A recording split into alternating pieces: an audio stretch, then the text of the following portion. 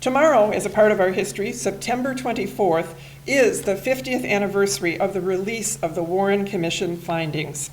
On November 29, 1963, 1 week after the assassination of President Kennedy in Dallas, Texas, President Lyndon Johnson announced that he had appointed a special commission to investigate the murder.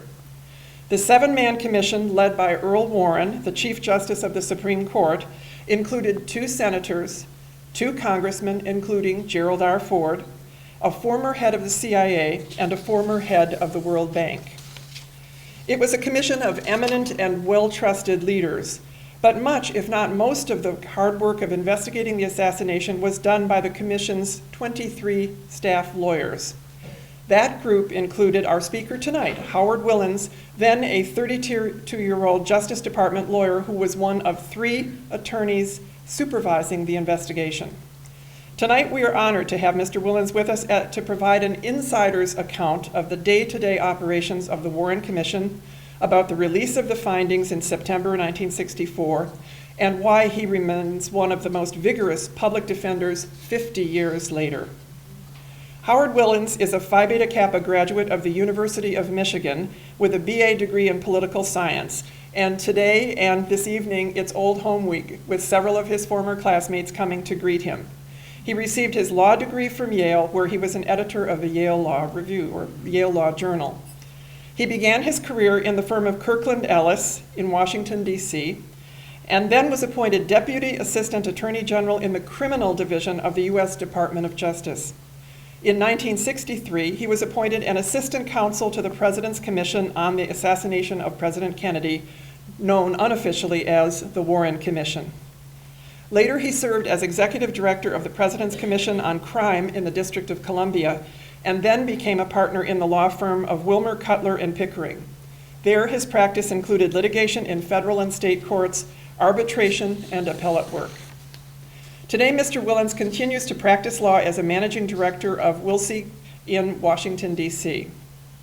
Of the many books written about the Kennedy assassination, our speaker's book, published in 2013, is the only one written about the commission by someone who was part of the management team that supervised the largest criminal investigation ever conducted in the United States. His book has received high praise from many sources, including from the nation's foremost prosecutor, Vincent Bugliosi, who published his own voluminous volume about the assassination in 2007. And I want to show you, this is the Bugliosi book. In contrast, however, in this jewel of a book we're discussing tonight, you notice how the real story is told by someone who's there in much more compact fashion. But Bugliosi said, finally, Willens' book is the much-needed book on the Warren Commission. While the rest of us who have written about the commission were only peeking in, Howard Willens was there, a principal architect of the very history we could only write about. Now, with his precise and very discerning pen, he has written an unimpeachable authority about what actually happened. Please join me in welcoming Howard and his wife, Deanna, back to the University of Michigan and to the Ford Library.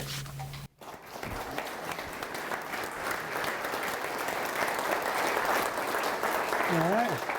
Thank you, madam. All right. Thank you very much, Elaine, for that gracious introduction, and it's always a pleasure to come back to Ann Arbor, even when the football team is not doing very well. Today, I will be talking, as you know, about our experiences on the Warren Commission when we were charged with investigating the assassination of President Kennedy. Of all the people that were shocked and staggered and fearful at the time of this event, and I'm sure there are many in the room who were, we should think for a moment about Lyndon Johnson, who under these circumstances ascended to the responsibilities, the duties of the presidency of the United States. And the first thing he did was to call J. Edgar Hoover and say, please undertake a complete investigation of all the facts relating to this assassination. The president hoped that the thorough investigation that he anticipated from the FBI would provide the facts on which any prosecution of Lee Harvey Oswald and any associates or other assassins would be helped by that evidence. He had to re-examine the situation, however, on 2 days later when Jack Ruby killed Lee Harvey Oswald under the most unspeakable of circumstances in the basement of the Dallas Police Department, surrounded by policemen and the press. Ruby jumps forward out of the crowd, fires one shot into the stomach, which is not usually a fatal shot, I'm told by my son, the doctor. At that point, Johnson had to reconsider the facts as to how to handle this public crisis. With Oswald dead, there would be no trial of Oswald and his associates. That has been the case in the 3 previous examples of presidential assassinations in the United States. How then were the facts to be developed in a way that might engender some degree of public acceptance and put the conspiracy theories, which are already mounting and with the hour, to rest, if that ever could be done? So he decided that he had to appoint a presidential commission in order to delay, if not defer, for a long period, the kind of competing investigations that were being considered by the state of Texas, the District of Dallas, and committee members in both the House and the Senate who were eager to conduct hearings with respect to the assassination of the president and the subsequent murder of the alleged assassin. As you can imagine, 4 investigative bodies seeking access to the same witnesses, the same physical evidence, and competing for headlines would have been a truly chaotic experience in the United States. So President Johnson rejected his previous conclusion that the matter should be left to Texas, and he appointed a commission. And of course, Chief Justice Warren was among the most respected people in public service in the United States, and reluctantly agreed to assume this duty. The Chief Justice knew that on 2 previous occasions, when acting justices were asked to do public jobs, like prosecute criminals at the Nuremberg or investigate Pearl Harbor, that the appointment and use of justices in those non-judicial assignments had proved to be divisive within the court. So he was reluctant to take the job. He turned it down once when it was offered by the Deputy Attorney General and the Solicitor General, but LBJ persuaded him otherwise. The president wanted to have a substantial congressional representation on the commission for 2 very obvious reasons. First of all, if you had leading members of Congress on the panel, it would ensure that their brethren back in the House and the Senate would not conduct investigations during the work of the Warren Commission. And secondly, it was hoped that having men of this stature and experience and judgment, that the final result or recommendations of the commission would win acceptance. 3 of these 4 members of Congress quickly acceded to LBJ's request. Senator Russell turned him down flat. Senator Russell and Johnson were close colleagues in the Senate. As his biographer, LBJ's biographer, has said recently, they agreed on everything except race. In any event, Senator Russell was a mentor to now President Johnson, and said that he detested Chief Justice Warren, he abhorred Chief Justice's liberal opinions, and he could not abide working with such a liberal, misguided figure in American jurisprudence. President Johnson pleaded in terms of their long personal relationship. He invoked his loyalty requirements. He invoked the public interest in having the senator serve on the panel, and Senator Russell was adamant. And finally, Johnson said, Mr. Senator, I'm sorry, you must serve. I have already announced it to the press. So in addition to these members, there were 2 outstanding members of the establishment, John McCloy, with many diverse credits in his background, and then Elaine Didier, who had recently served as head of the CIA, but resigned amicably after many years, among other reasons, because of the failure of CIA policy with respect to the Bay of Pigs invasion of Cuba that had been sponsored by the CIA. The members of the commission had two immediate assignments, and they met for 3 times in December of 1963. First, they had to decide generally what their function was. Were they going to review reports from the federal government agencies, the CIA, the FBI, the Secret Service, simply review those and improve or modify or amend and then endorse conclusions from those investigative agencies, or were they going to conduct their own investigation to produce the facts on which they would make their own independent judgment? And they did decide, based on their early discussions and review of some of the preliminary reports coming to them from the agencies, that the agency work was neither complete, accurate, or useful.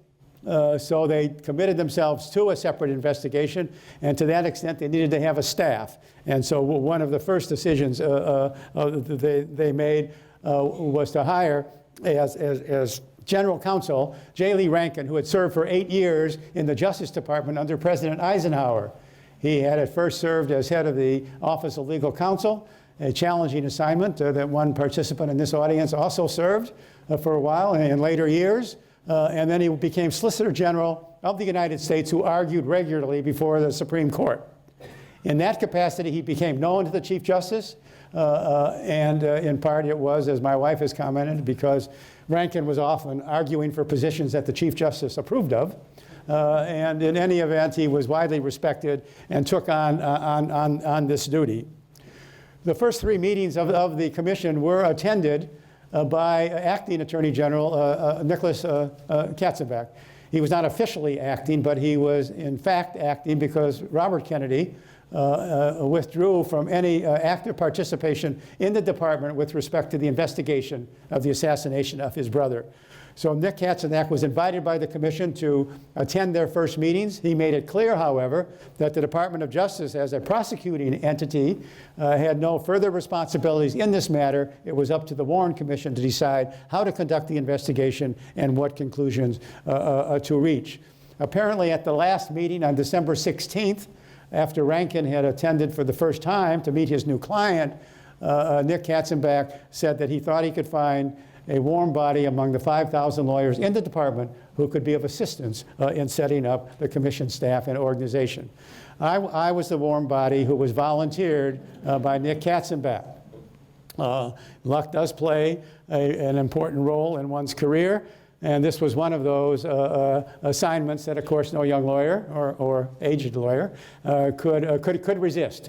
And so when I showed up at work on December 17th, 1963, I was called into the office of my boss, the Assistant Attorney General in charge of the Criminal Division, Jack Miller, and told that I had been volunteered, would I accept the assignment. I told Jack that, of course, I would accept the assignment. Having been in the military, I knew what volunteering meant as an enlisted man. Let's make that clear.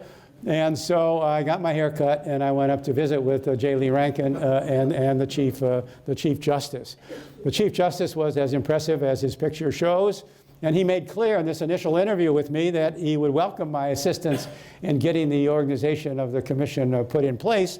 But he wanted to make it clear that he wanted to have lawyers working on the commission staff who were from outside the government, who were independent, who would bring their backgrounds and their independent judgment to bear on these critical factual and policy issues. And so with that, I said, of course, I would serve in whatever capacity he wished. And from that point on, I began to work on a full-time basis with J. Lee Rankin, who made it clear a couple of weeks later that despite what the Attorney General, what the Chief Justice had said, that Mr. Rankin would like to have me help him out on a full-time basis, and I did that for the next 9 months. The next appointment was Norman Redlich, a professor of law at NYU, who Lee Rankin had come to know in New York City, where Mr. Rankin went to practice law after leaving the Justice Department in 1961. This picture is taken in later years when Norman became corporation counsel in the late 60s and early 70s, and then became dean of the NYU Law School. And as it happened, it became clear over time that Lee Rankin was looking to Norman and me unofficially as his deputies. We had no different titles than the other assistant counsel. But he was asking me to help deal with the agencies and help move the paperwork around. I was the bureaucrat on the staff, and Norman was there for special projects, the first of which was to prepare for taking the testimony of Marina Oswald in early February.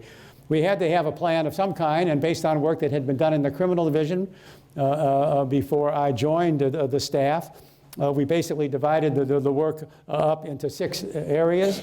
The first area would look at such matters as how did this trip come to be?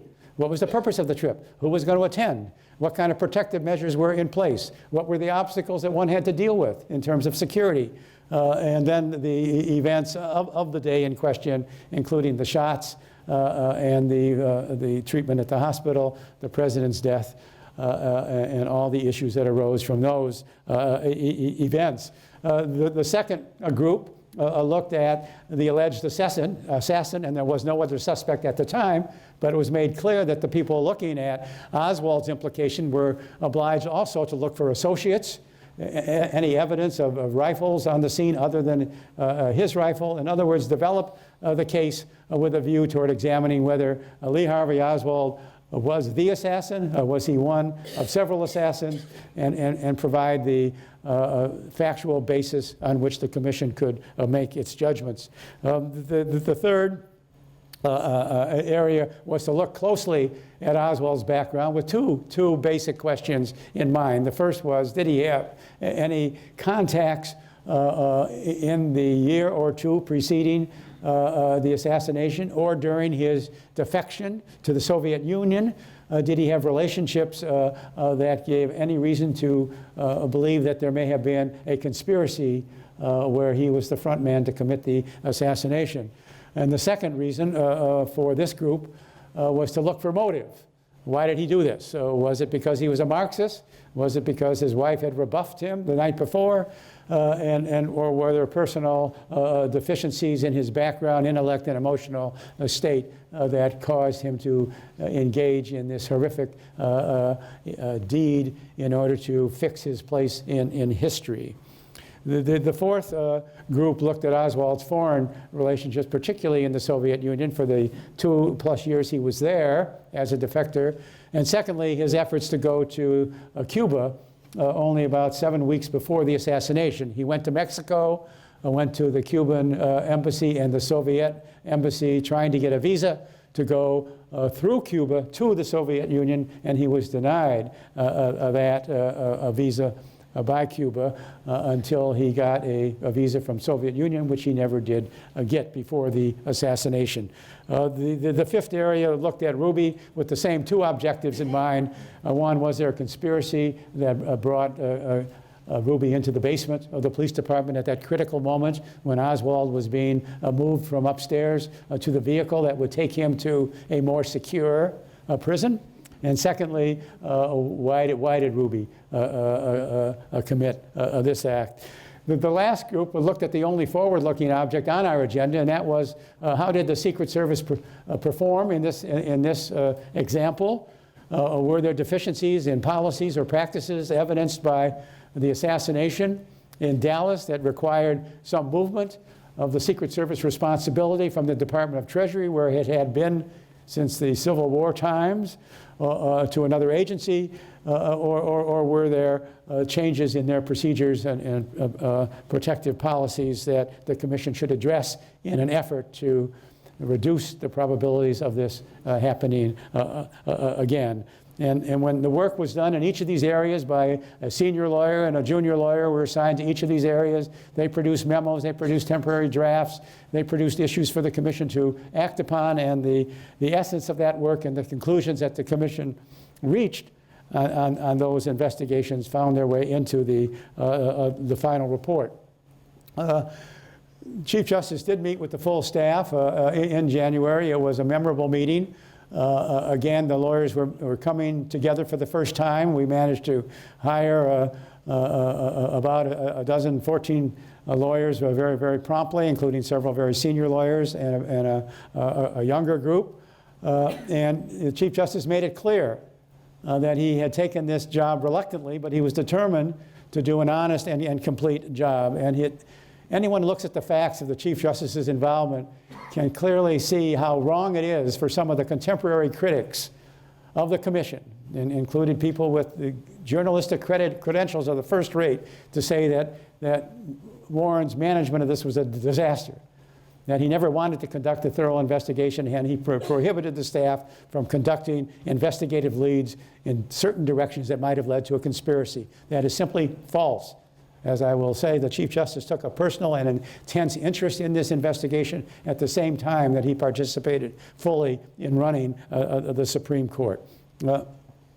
There were many of the physical items that were already known to us and had been reported on by the FBI. There were 3 cartridges discovered in the 6th floor of the depository. The nearly whole bullet from Connolly was found in the hospital on his stretcher.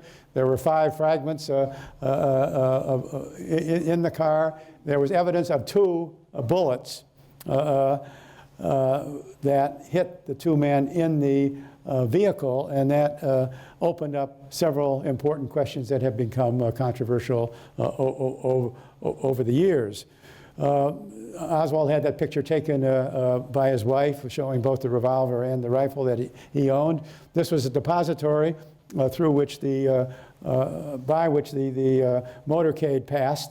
The timing of the motorcade and the location of the motorcade was made public only 3 days before the assassination on December 19. It was published in the paper. Oswald could have learned about it either on the 19th or more likely on the morning of the 20th to learn that the motorcade was going to pass directly underneath the depository.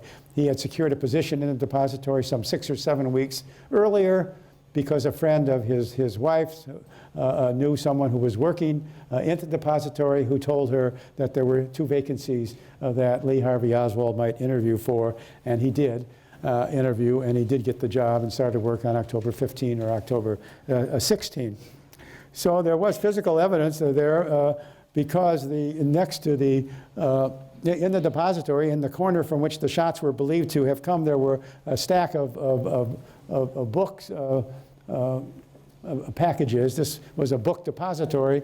They stored books in cartons, and then they went into the cartons to produce books to be shipped out to schools and other institutions. Oswald's fingerprints were found in this area.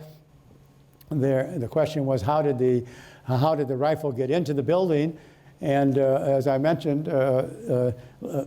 Lee Harvey Oswald lived in a rooming house in Dallas, but his wife Marina and now 2 young daughters lived with a friend named Ruth Payne, who was part of a Russian-speaking group of the Fort Worth, Dallas area, who immediately embraced Marina when she showed up, being engaged in what was readily perceived as an unhappy marriage. And unable to speak English, they took her under their wing collectively, and Ruth Payne offered a house in which Marina and the 2 daughters could live. Oswald typically visited his wife over the weekend, and he had his neighbor, who was the one who knew about the job that he ultimately took, who drove Oswald to work regularly on Monday morning, and then brought him home on Friday afternoon for the weekend with his family. But on Thursday, the 21st, Oswald asked Fraser if he could ride home on Thursday night with Fraser and return the next morning. And Fraser agreed, and when Oswald turned up the next morning, he had a brown package, carrying a package which he told Fraser and Fraser's sister, who saw the package, that he needed curtain rods for his rooming house apartment. And that proved to be false. Once the bag was discovered and examined, it was shown to have evidence of being the place in which the rifle was contained and carried into the building. One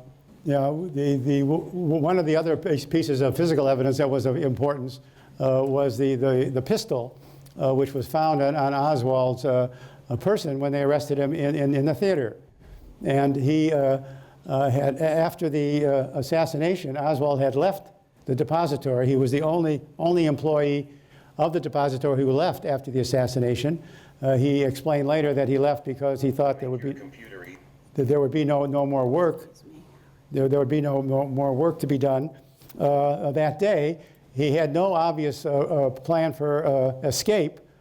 He took a bus that actually took him back toward the depository. Then he got out of the bus, got a taxi cab to take him to deposit him at his house, but he didn't stop in front of his house. He had the driver stop a block away. He went into the house, changed his jackets, and got his revolver.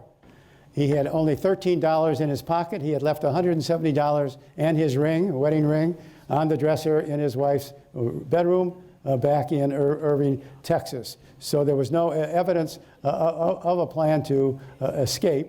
And there is we didn't know where exactly Oswald was going to go, but we did plot out a route that took him in a way where he eventually was stopped by a patrolman named Tippett. There were eyewitnesses to this assassination, 7 or 8 people who saw the rifle extended from the 6th floor of the depository, and some of them saw it actually being shot, and a few of them saw actually a slight white man using the rifle. Not one law enforcement person on the scene saw the window from which the shots were directed at the presidential limousine. So the physical evidence that mounted was very substantial, but the most important part of the commission's investigation was to secure sworn testimony. The commission heard from 94 witnesses, and the lawyers involved were given the authority to take sworn depositions from witnesses, and they took 395 witnesses. The total number of witnesses examined by the commission was 552. And it was based on that sworn testimony that the commission reached its conclusions. The first of the witnesses was Marina Oswald, and of course the key issues there were, was she a Soviet agent to begin with?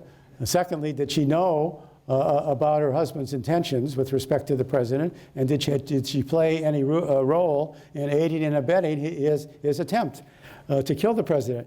In fact, she had already lied to the investigative agencies on 2 important issues. She denied that she knew that her husband went to Mexico to seek a visa to go to Cuba some 7 weeks before the assassination. She also denied that she knew that her husband had tried to kill retired General Edwin Walker in Dallas 6 months before the assassination in April.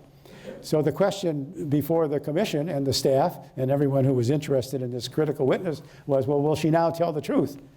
And how will she act under cross-examination by members of the commission? She appeared on 3 occasions before the commission members, and she was the subject of 1 deposition.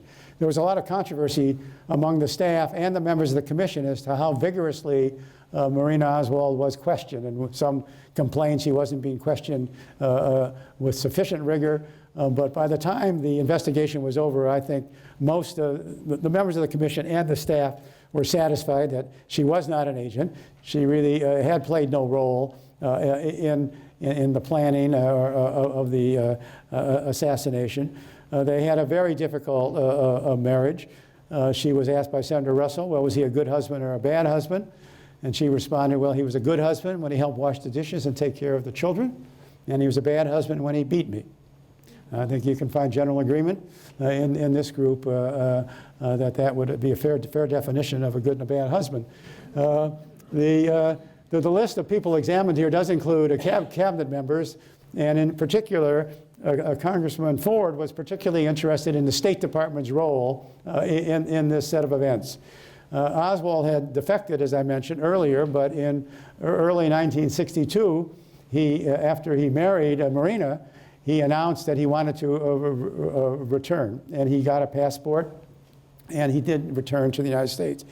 And future President Ford could not understand why the embassy in the Soviet Union refused to accept Oswald's renunciation of his U.S. citizenship when he appeared there sometime back in 1961, in the fall of 1961.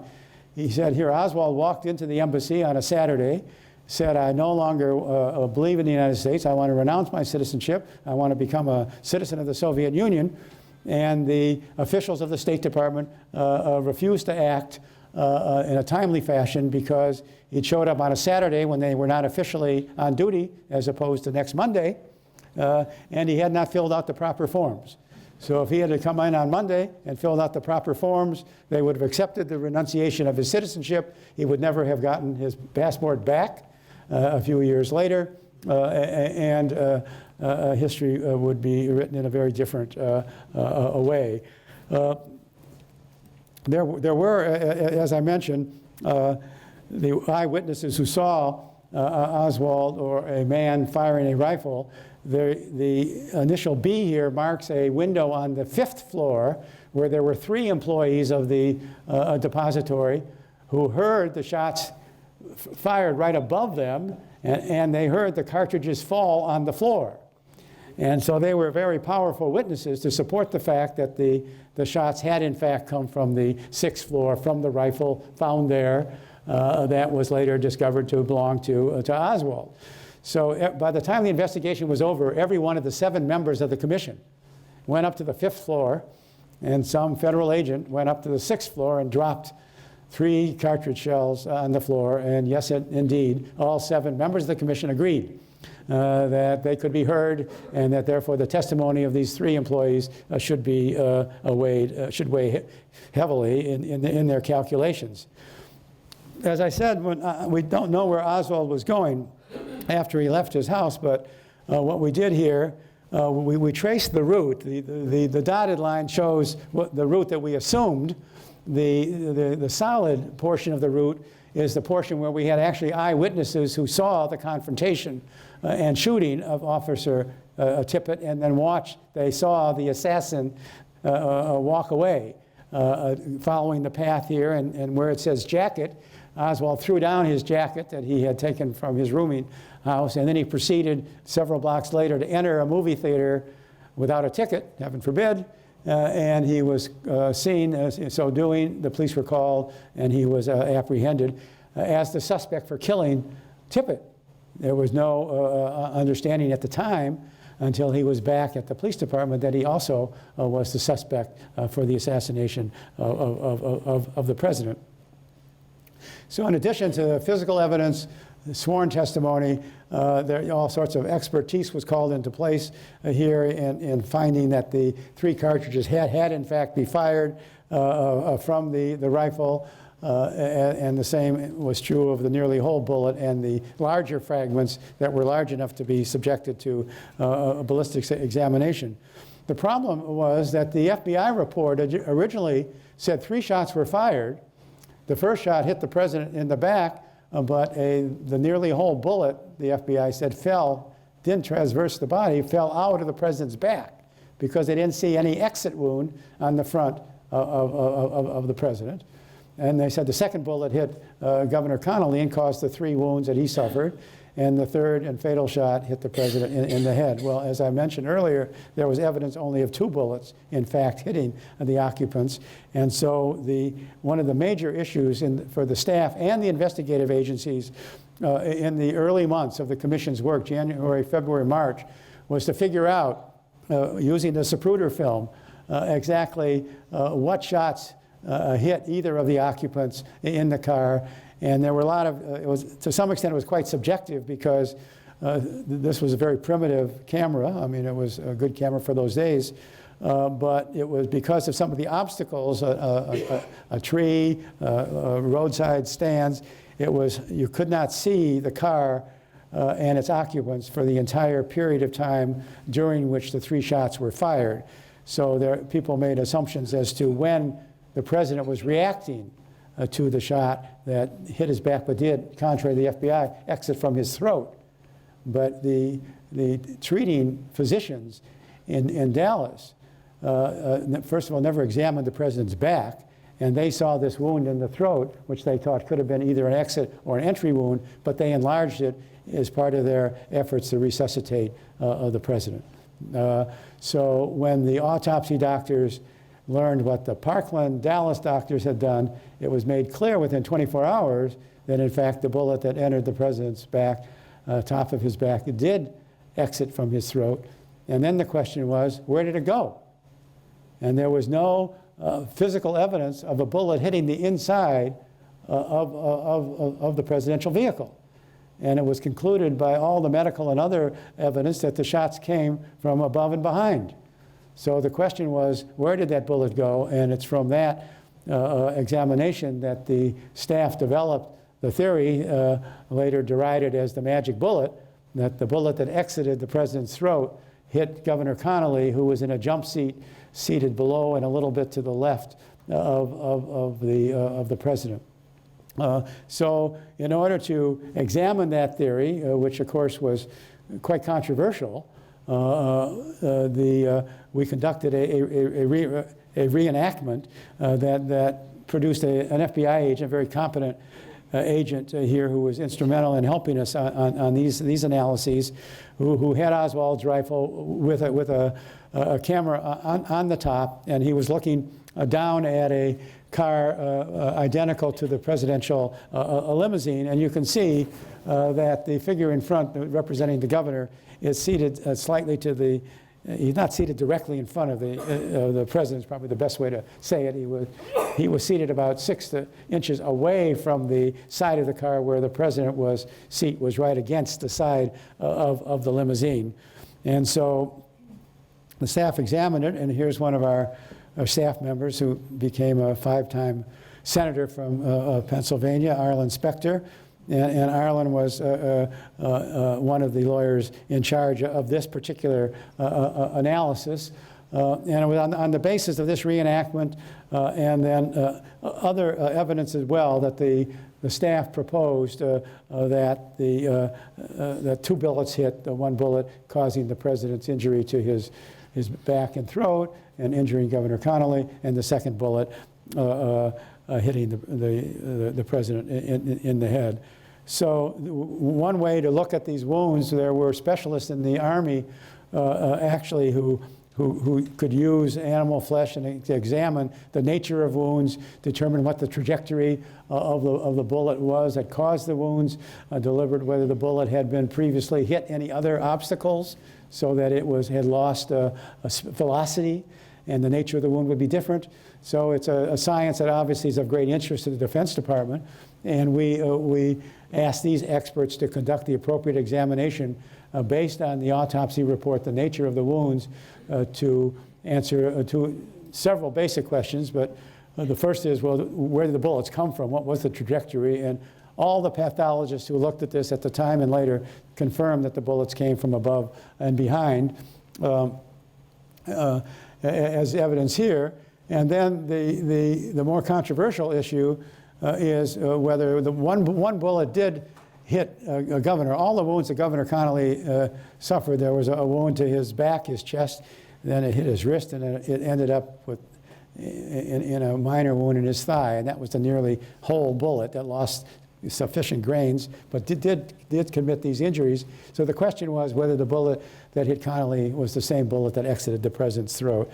And the evidence, as the evidence mounted, it seemed to the staff and the majority of the commission that the single bullet theory was the only logical way to explain the nature of the wounds and the absence of any other evidence in the car that the bullet that exited the president's throat hit any part of the interior of the vehicle.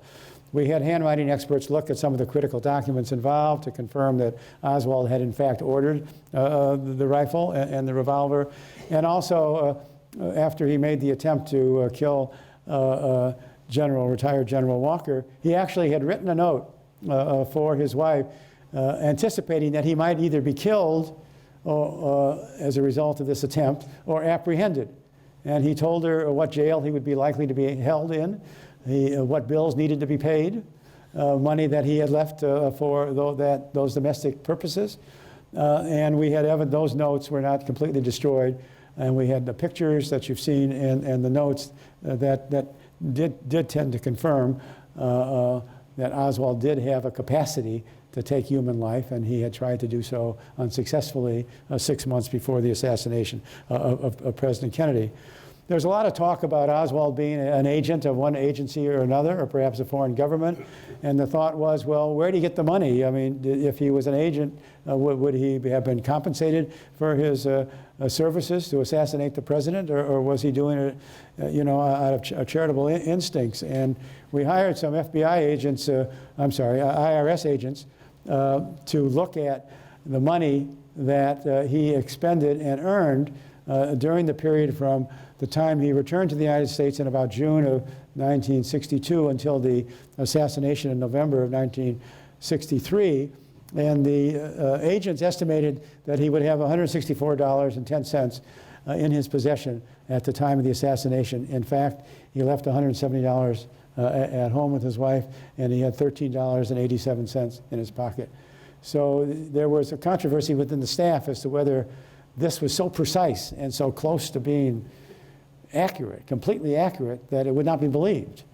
And some of us argue just the contrary, that that's the purpose of this kind of a financial examination. And the key thing is that there was simply no spare cash. I mean, there was no income here that he was secreting away for his retirement or trips to Cuba or whatever. So I think this effort to kill Walker did evidence that he planned it very carefully. He had no associates at all, no escape plan, and he left these notes. The local police department had not solved this murder attempt. There was a mangled bullet that they didn't know had any evidence as to where it came from. No one had seen Oswald commit the task or the attempted assassination. And so it was only after the assassination of President Kennedy and these materials in Marina's possession came to light that the local law enforcement people realized that Oswald had been the man who tried to kill General Walker. Ruby wanted very much to have a polygraph examination. The Chief Justice went down to take his testimony, accompanied with Arlen. And Ruby had consistently said that he had no associates. He had no plans to kill Oswald. He was caught up in the moment. He always carried a revolver with him, as well as thousands of dollars of cash. He was running two strip clubs in Dallas, was well known in the police department. There never was a clear indication of how he got into the basement. There was no policeman that said they saw him going into the basement, of course, but it clearly was a disastrous failure of police security in trying to move Oswald from one jail to another. Eventually, the Chief Justice did agree to having Ruby take a polygraph examination.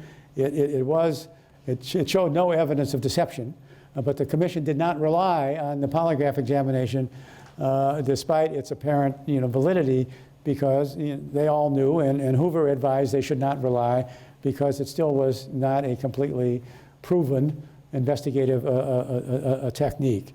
So one of the important things that we developed in investigating Ruby, for the 2 months before the assassination, the goal in Area 5 was to find out who Ruby was talking to in person, in phone, where was he traveling, who were his associates, was there anything in the 2 months preceding the assassination that suggested that Ruby was being hired or would have been receptive to a proposal that he go into the police department and kill Oswald. And so what we developed from our facts was that we looked very carefully at what Ruby did on Sunday morning, the 24th. And Ruby lived with a man named George Senator, and Ruby gets up at around 8:30 and 9 o'clock. George had left, and Ruby had breakfast. He got a call from his housekeeper, who asked whether she should come, as she usually did on Sundays, to clean the apartment.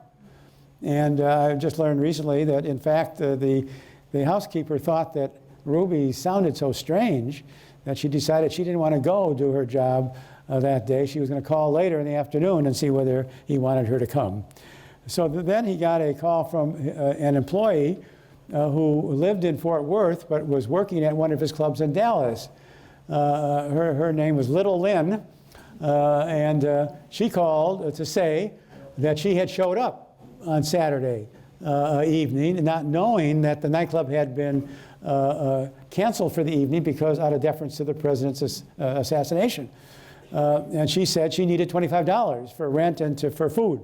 And so Ruby said that he would go send her $25 by money order, Western Union. So he gets in the car a half an hour or so later. He has 7 dogs that he regards as members of his family.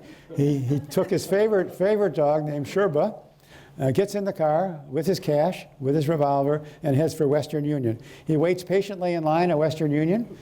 He buys a money order for $25 to send to Little Lynn. At 11:17, there's a stamped receipt.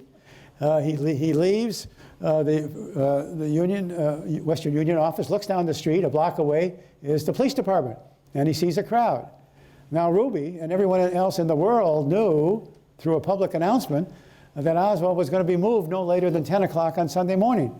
So everyone who wanted to see the movement of Oswald and take pictures, you know, was going to be there at 10 o'clock. But Ruby sees there's still a crowd, so he said, well, maybe he hasn't moved. So went on to see what was going on, walks down the driveway where he was going to be removed, and shoots Oswald 4 minutes after the receipt at the Western Union. So in short, if Ruby had any plan to shoot Oswald, he would have been there before 10 o'clock, and he would have been nowhere near the police department if his stripper hadn't called and asked for $25. Now, you know, and so all the rumors and suspicions about Ruby being hired by the mob to kill Oswald, who'd been hired by the mob, and then as Yossi says, well, who was going to be hired to kill Ruby? I mean, so the point is, if you look at the facts and analyze the probabilities that a man of Ruby's background limitations would have been part of any plan. One of the police department officials who testified before the commission, who knew Ruby very well, said, you know, if organized crime had hired Ruby to do this job, you know, the personnel director should be fired. So the commission had all this evidence before it that you see, and they had to take charge, and Warren was concerned that the staff was getting ahead of the commission. And most of you junior people who used to work for senior people know that's always the case. The staff's always smarter than the commission. They always spend more time. And in any event, the Chief Justice was getting concerned about this, and he called Lee Rankin and said, I want to come over on Wednesday and talk to you about where we go from here. And Lee Rankin, who was based in New York at that time, had to go back for family or professional reasons, and so he told Norman and me to meet with the Chief Justice. So Norman now is the senior, he's now 38 years old. I've now progressed to be 33 years old. There's progress here. And so Warren comes over to meet us, and he says that he wants the commission to make decisions on specific issues of fact. He doesn't want the staff proposing conclusions. He wants the commission making conclusions. So he hands us across the table a yellow page of legal paper on which he writes in his own handwriting 41 questions. The questions are very simple. At what time did the shots take place? How many shots were fired? Where did they come from? What kind of wounds were suffered? And so forth and so on. And so he hands us across the table with great pride, and he looks at Norman and me. He says, well, what do you think of my proposal? And I think you can anticipate that we will profuse in our admiration for the Chief Justice's thoroughness, his addiction to detail, and his eagerness to get the commission in the process of starting to make decisions. So in fact, these questions were put before the commission at meetings in late June and early July, and almost all of them were questioned without any difficulty, and except some of the major issues relating to conspiracy and the single bullet theory, and a few others that on which more evidence and work was being done, and the commission wanted to reserve decision until later. Of course, as I say here, the staff, of course, was not content with the 41. They enlarged it to 72. But in any event, it was, I think, a dramatic event in my experience, in that the Chief Justice, was committed to this extent to get into the detail to an extent I think some of his colleagues were not so eager to do. And then that, in fact, he was absolutely right, that the commission had to make these decisions, and then the staff could propose, drafts, as we did endlessly, drafts to explain the decisions and evaluate the evidence, provide all the footnotes, and do other useful things that staffs can do. So the conclusions I've more or less put before you about Oswald fired 3 shots. We never did agree within the commission as to what shot missed. And in fact, our report makes it very clear. We have a paragraph about each shot. What's the probability that the first shot missed? And what are the pros and the cons, and so forth and so on. The consensus today is, with subsequent examination, is that the first shot missed.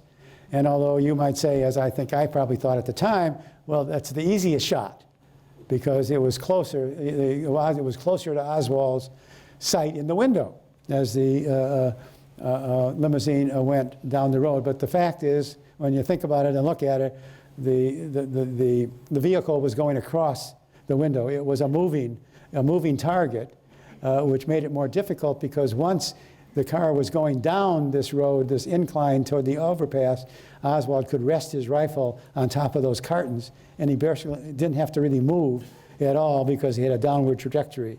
And everyone who's handled a rifle who goes to the scene agrees that the rifle shots were very easy, particularly with a scope at the distance involved.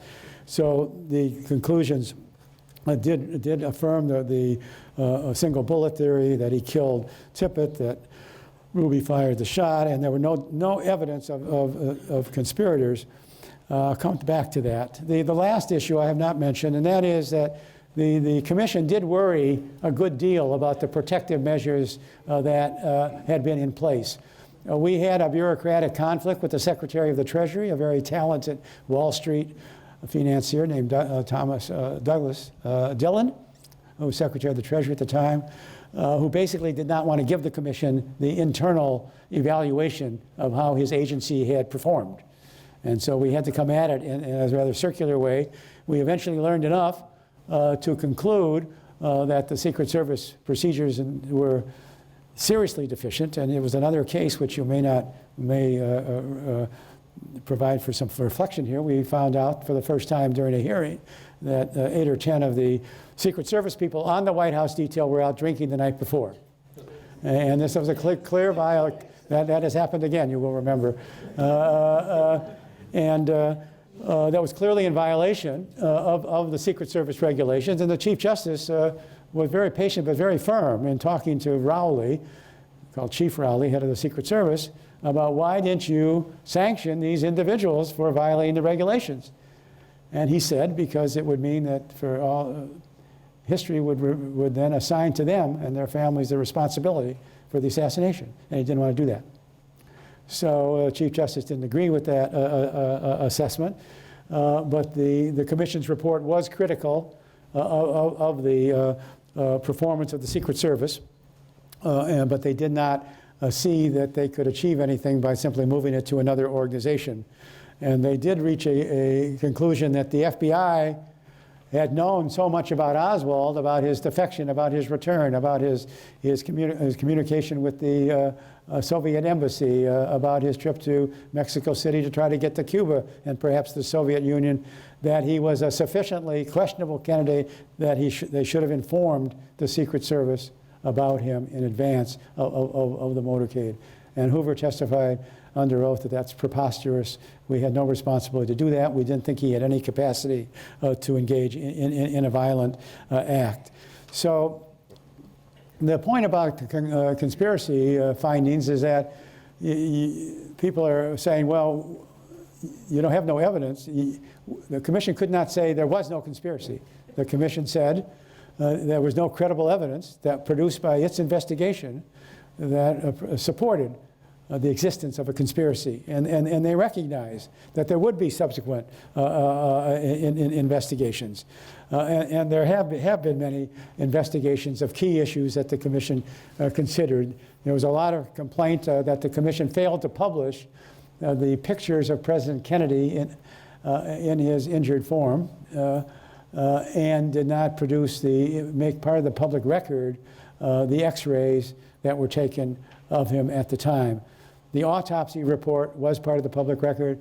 The autopsy doctors testified, as did the Parkland hospitals.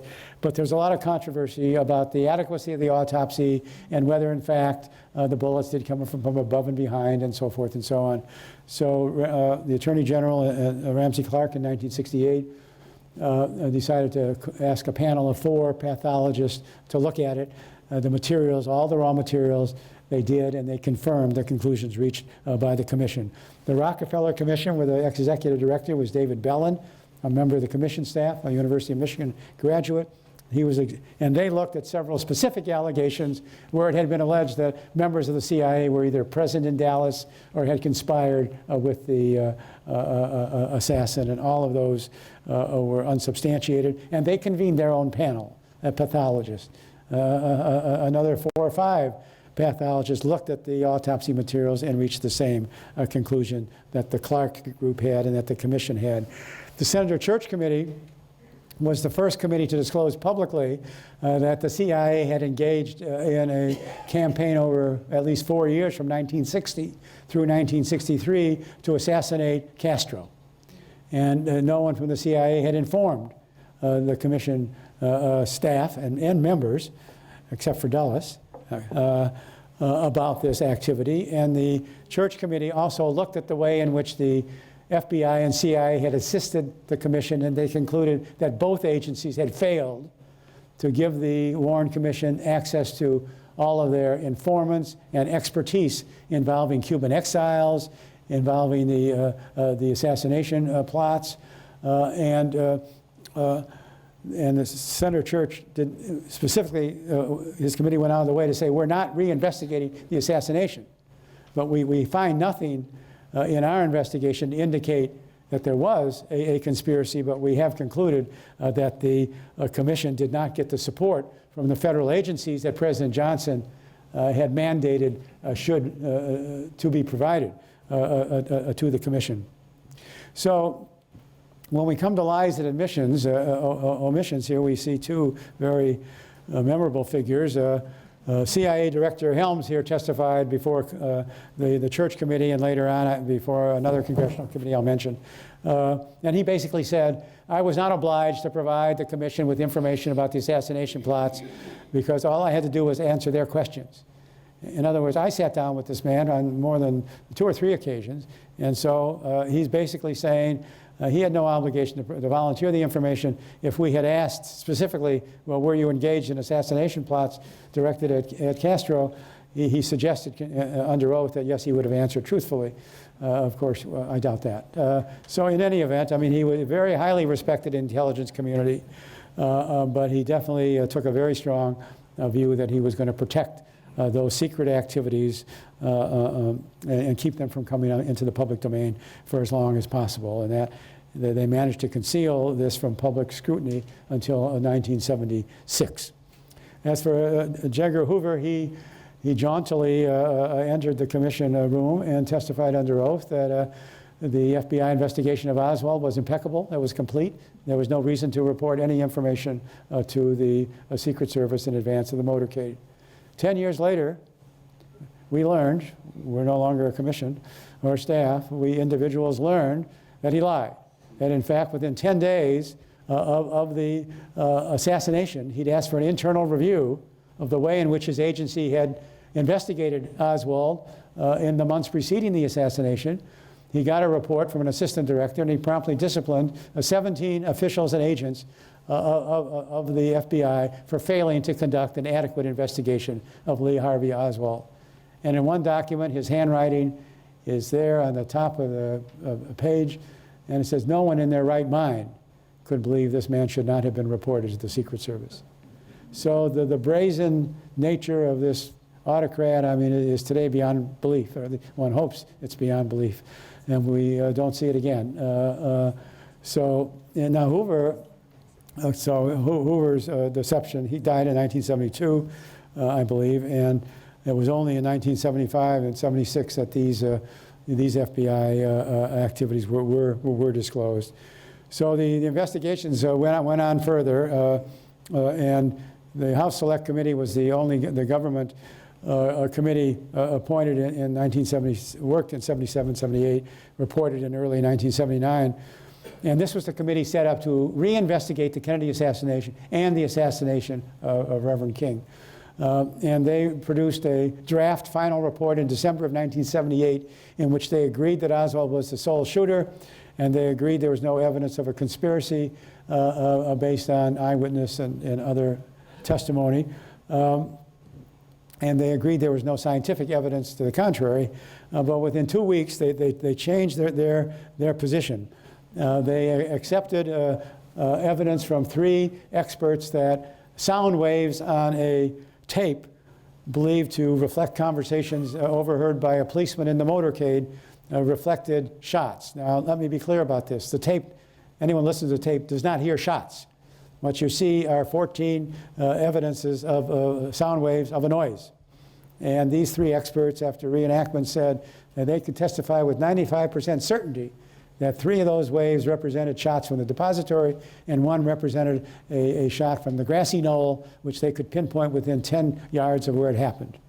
So the staff, eager for a conspiracy finding and showing an enormous disrespect for their clients, in my opinion, persuaded 7 of the 12 members of the committee to accept this acoustics evidence and ignore the fact that there was no second shooter. And that, of course, gave new meaning and enthusiasm to the conspiracy community that a government agency had finally come to learn the truth about the existence of a second shooter. After Oliver Stone did his movie on JFK, there was legislation asking that all the available materials that hadn't been already produced be supplied to the National Archives. They found no new evidence. Bugliosi, the book you saw the 1,600 pages. What you didn't see was the CD with 1,000 pages of endnotes. It's an amazing piece of professional work, an extraordinary man. And although he took issue with some of our work, he's firmly in agreement that we did reach the fine conclusions. Well, about the second shooter, just to run through it very, very quickly, there were ear witnesses. There were only out of 178 people who testified as to what they heard. There were only 4 people that heard shots from 2 different locations. There were a great number that heard from the depository. An equal number heard it from the grassy knoll. Some heard it from the railroad overpass. So there were only just a handful of witnesses that heard shots from two sources. The 3 audio experts supported the existence of a second shooter. The National Academy of Sciences appointed a commission of 12 physicists headed by a Nobel Prize winner from Harvard who looked at the tape, analyzed the sound waves, other evidence, and concluded that the sound waves on which the 3 experts had relied in fact reflected noises that took place 60 seconds after the assassination. So the earlier report was, shall we say, junk science in the full meaning of the term. It was very, very damaging to the history, I think. And the staff council, who was the sponsor of this, is appearing at the Conspiracy Council Committee convention this weekend in Washington, and he will still be asserting that there was a second shooter. So the other evidence of a second shooter comes from the fact that in the Zapruder film, on the frames indicated here, there is a sharp movement of the head to the back. And so everyone said if the head goes to the back, that means the bullet came from the front. And the fact is, when you look at the earlier slides, 312 and 313, as subjected to a technical analysis in the 1970s that we did not do and could not have done at the time, in fact, it shows that the president's head did move forward 2.2 inches when the bullet hit his head.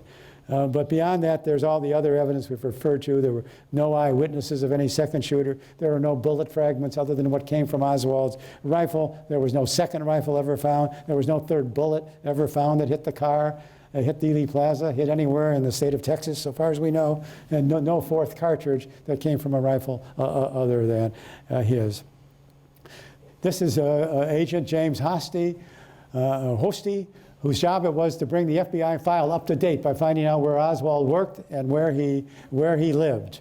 And in that course, he interviewed Ruth Paine on 2 occasions, November 1 and on November 5. When he went to the Paine residence on November 5, he met Marina Oswald for the first time. He was very gentle in dealing with her and tried to assure her that he was not the same kind of person as the KGB. But in any event, Oswald was so offended by this agent talking to his wife that he delivered a unsealed envelope to the FBI office within the next week or 10 days. And I can't tell you exactly what the note said because it was burned on direction from the head of the FBI office on Sunday, the 24th of November, after Oswald was killed by Ruby. This came to light in 1975, and there was testimony first from the receptionist who received this note from this surly young man addressed to Agent Hosty, and she took a broad range of her duty assignments, and she opened the envelope. And she testified before Congress that it read, "Let this be a warning. I will blow up the FBI and the Dallas Police Department if you don't stop bothering my wife. Signed, Lee Harvey Oswald." Now, Hosty testified somewhat differently. He said it was unsigned. He did not read it at all until after the assassination of the president. And Hosty testified it was not signed. It said, "If you have anything you want to learn about me, come talk to me directly. If you don't cease bothering my wife, I will take appropriate action and report to the proper authorities." Now, upon not too much serious consideration, it seemed to me that there was, given what we know about Lee Harvey Oswald and his proclivity for announcing his uniqueness, I do think that the receptionist was closer to the truth. And this does lead to 2 significant conclusions. First, and very important, given some of the recent articles and books that have been written, no one who understands this story and that Oswald, 10 days or so before the assassination, wrote a threatening note to law enforcement in Dallas can seriously believe that he had the intention at that time, either alone or as a member of a conspiracy, to kill the president. I mean, no one would be that stupid, and he was not stupid. And so I suggest to you that this is clear evidence that he was not part of a conspiracy, and that the reasons he developed for killing the president will be found within his background, his life, his aspirations, and the way he wanted to be remembered. The second conclusion is that if Hosty had done what his job called for and went out to interview Oswald, there would have been no assassination. Thank you. I'll be glad to.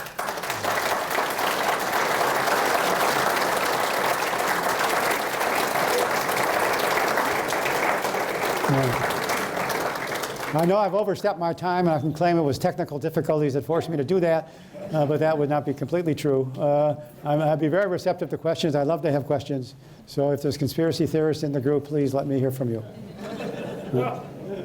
Any questions? Yes, sir. Oh, there's someone back here. Okay. I was very interested in your reaction to Governor Connolly's testimony, and also how the commission, if I'm characterizing it incorrectly, please do so, watered down or compromised in out deference to Connolly in pursuit of unanimity. The commission produced a compromise statement on the single bullet question. Obviously, Connolly has, at least in video that I've seen, remained strong in regard to that. Was there any effort in questioning, I guess part of it is just asking about questioning style, to say, Governor Connolly, have you considered that in the moment of that you might be mistaken? Was that kind of nudge ever part of dealing with witnesses? Yeah, well, if the staff had had the opportunity, it would have been more than a nudge. I mean, Governor Connolly, was the governor of Texas. Damn it, he wanted his own bullet. And in fact, there are rumors that at various points later in life, he might have conceded some flexibility, but I think your reading is more correct, that he did stick with it. And in fact, it's not, as the discussion has continued, it's completely, the single bullet theory is completely consistent with his recollection, which that he heard a shot, and then he turned around, and he was shot. Now, and so as I've said, the consensus is that the first shot did miss, so he turned around. So the only real question is, well, how did he get wounded then? If the first shot missed, and there was no bullet that hit him fresh, so to speak, and that's why, again, the question is what happened to the bullet when it came out of the president's throat. So I think there was a majority of the commission knew that the facts and the expertise supported the single bullet theory. At the time, we all disagreed with the Chief Justice's desire to purchase unanimity at the cost of, shall we say, a confused effort to deal with the issue. There were at least 2 and maybe 3 members of the commission that did not want to offend Governor Connolly.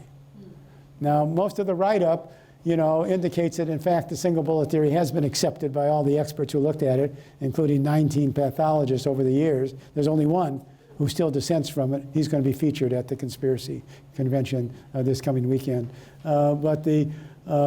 So Governor Connolly just could not be persuaded, and even though, as is clear from the medical testimony and the wound examination, that his wound would have been more extensive and serious if it had been a pristine bullet.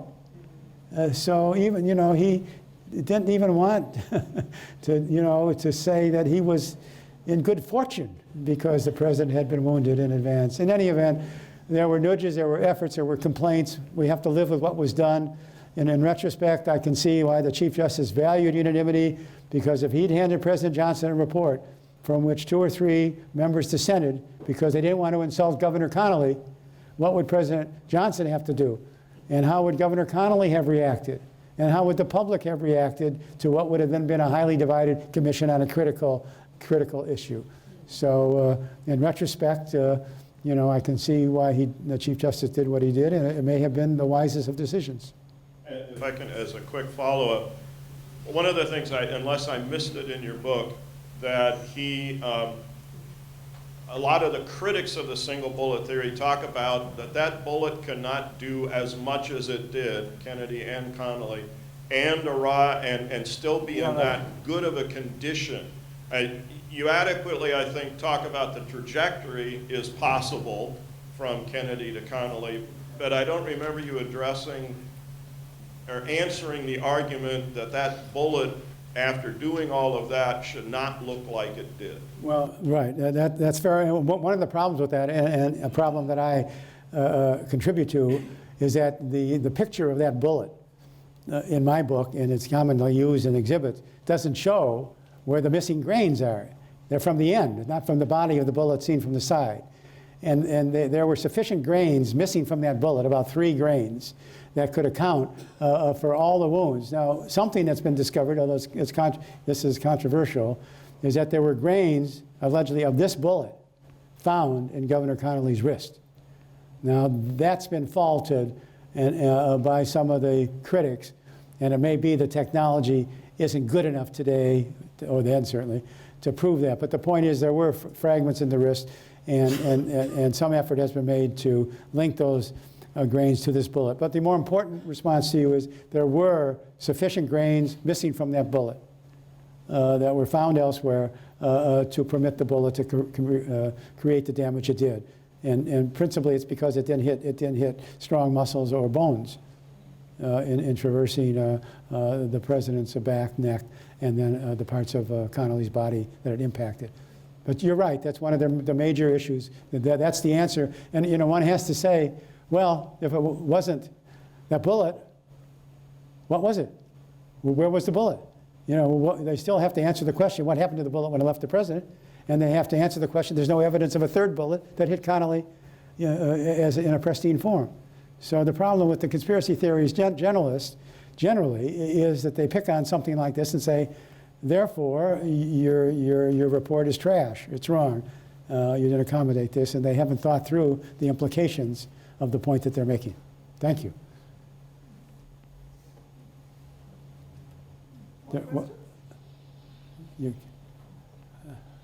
My goodness gracious.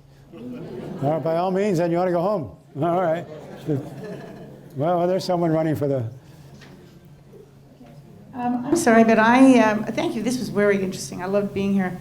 I forgot to see on the list, or I forget now, whether or not Jackie Kennedy was called as one of the witnesses. And then also, what lessons have been learned by any of the Secret Service right now based on what you saw happening actually immediately in Dallas by handling of the Dallas police, the Texas police, as opposed to federal officials? Well, yes, Jacqueline Kennedy was interviewed by the Chief Justice with J. Lee Rankin present and with Robert Kennedy present in her apartment. And it was very offensive to the staff members who had prepared 120 questions to ask her.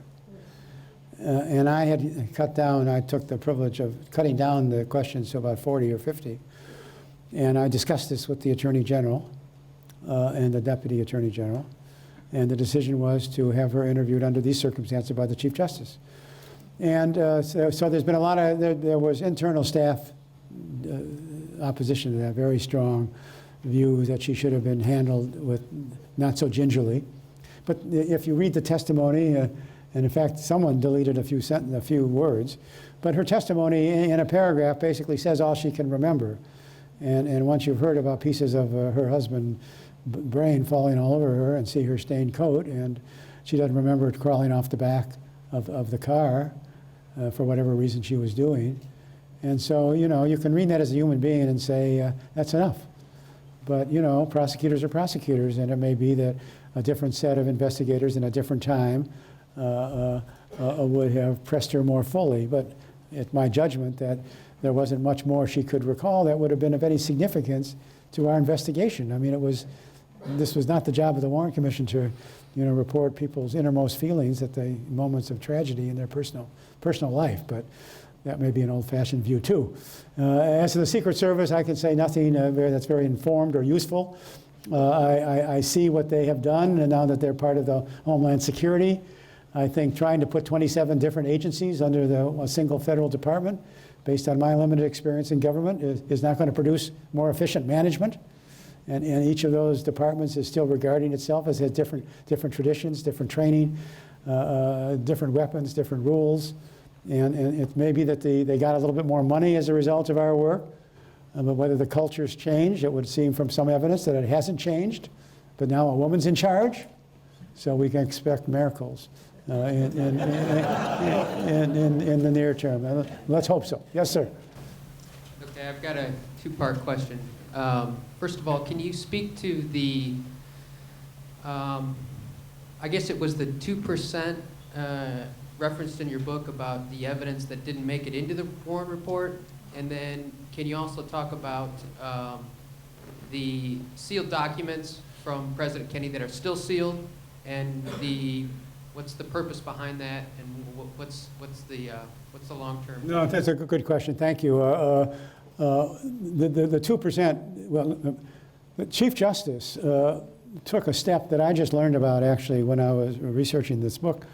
In January of 1965, he learned that the National Archives was not doing what the Commission wanted the archives to do, and that was to process all the materials that the Commission generated and provided to archives and get them into the public domain as quickly as possible. And the archives was not doing that because they had a practice of not producing any investigative reports from the FBI or any other agency without approval of the investigative agencies. And so once the Chief Justice talked to the President, President Johnson issued an order directing archives to depart from their customary practice and start processing Warren Commission documents. So by the time of the hearings in 1992, when the JFK Records Production Act was passed, and the hearing at which I testified, there were only 2% of the Warren Commission materials which were not in the public domain. And those were all allegedly national security documents. The real problem on disclosure was that the House Select Committee had not disclosed any of their records since their 1977-78 investigation. So there were tens of thousands of documents generated by that investigation, and so it needed a federal law to get those to be disclosed. About what's being still withheld under the Act, nothing can be held beyond 2017 unless the President personally says the national interest justifies retention. I hear there are about 2,000 documents overall that are still not available. I see no reason for that. I mean, I wish they all had been made available earlier. The only serious concern I can see, and it becomes less persuasive as the years pass, is that some of these protected documents may reveal names of informants who still have families that might be subjected to retribution if the names were advanced. In other words, there may be some legitimate intelligence interest, but I think it's so difficult to conjure them up at this time that I think that a general policy releasing everything would be the preferred policy now. But you know, even if everything were produced now, people are still going to say, well, there's some being withheld. I mean, there's never going to be a level of confidence, you know, unfortunately, that, you know, what the government says is going to be accepted as true on a matter of this importance and sensitivity. Sir.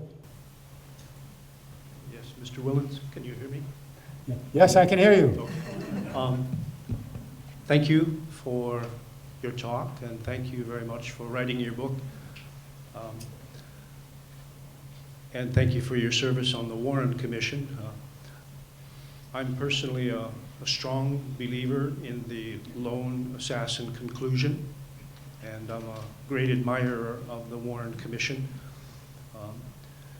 One of the aspects of the investigation which remains a bit mysterious to this day is perhaps the motivation of Lee Harvey Oswald. The commission was so busy dealing with the enormous number of factual questions that the motivation may have been set to one side. And in my own research into the event, I've come to the conclusion that there was quite a strong copycat factor in Oswald's act, based on, in particular, on two movies, two films that he was exposed to, massively exposed to. The first film, many of you may know it here in the audience, was The Manchurian Candidate. It came out in 1962. It involves a presidential assassination with a rifle. And that film actually played in a movie theater in Dallas, just 14 blocks away from Dealey Plaza. It can't be proven that Oswald saw it, but he was certainly massively aware of it. The movie played for 2 months in Dallas in late 1962. There was another movie that was shown on television in October 1963. It was called We Were Strangers. And again, it's a presidential assassination movie. And the assassins are heroes. They're leftist heroes fighting for the freedom of Cuba. And it's known perfectly well that Oswald saw this film. And it just seems to me that he saw that just a week or two after he learned that President Kennedy would be coming to Dallas. And then just 2 or 3 days after seeing the film, by chance, he got a job in downtown Dallas. And the ingredients are there. What we know now after 40, 50 years of many, many copycat cases in the newspapers is that young men especially, they are very influenced by the media. So I wonder if you could just offer your view on that subject. Well, I think that's very, very interesting. And you know, I think if our view today is that young white men in particular, you know, are very susceptible to schizophrenia, and that in fact Oswald may have been a person who didn't hear voices perhaps, but was disturbed in a way that motivated this. He did have a reading He was an extensive reader, read many books involving spies and killing as well.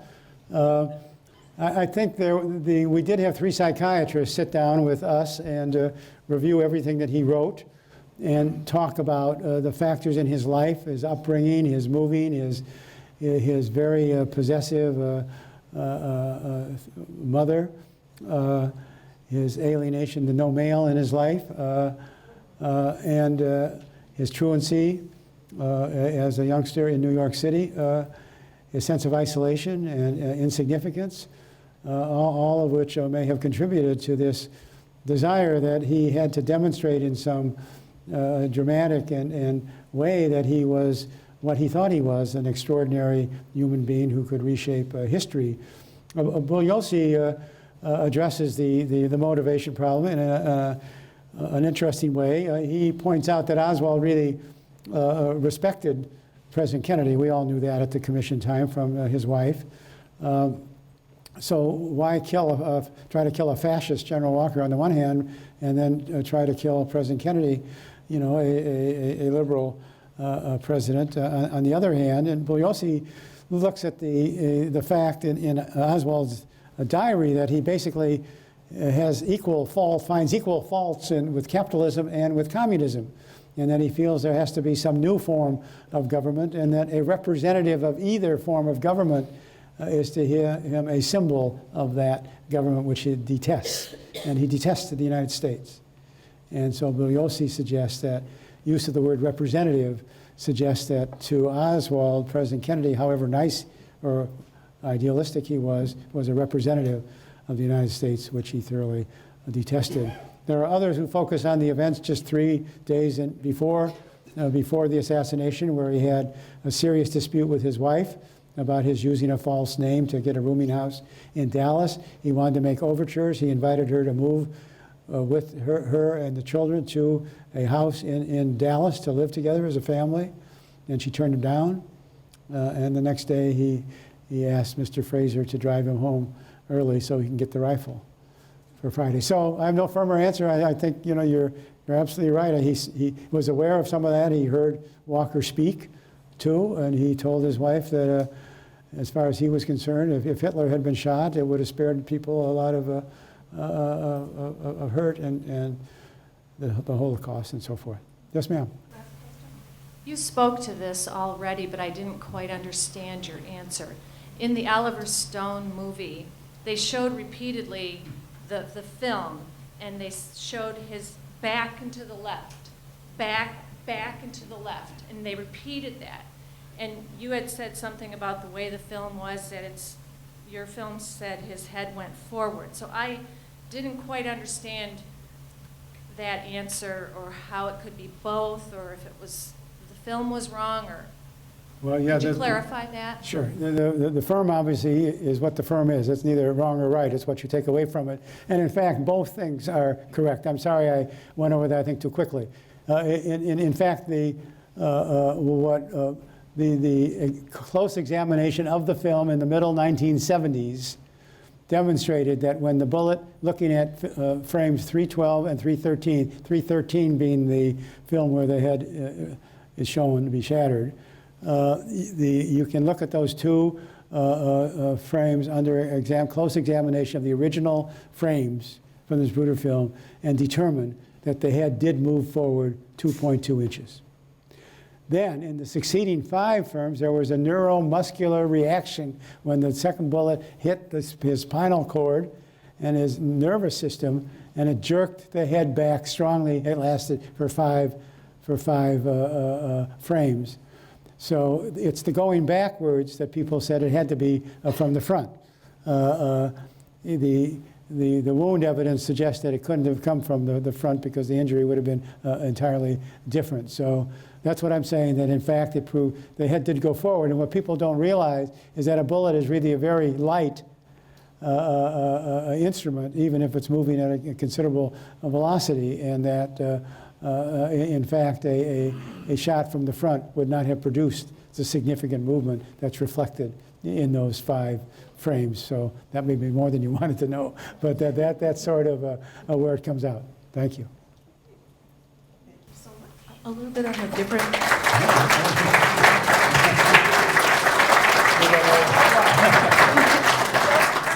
One last question. a little bit on a different theme. Could you just talk a little bit about what it was like to have such an important position at such a young age and what it's meant for your career and aspirations since then? You were incredibly young. How much time do you have?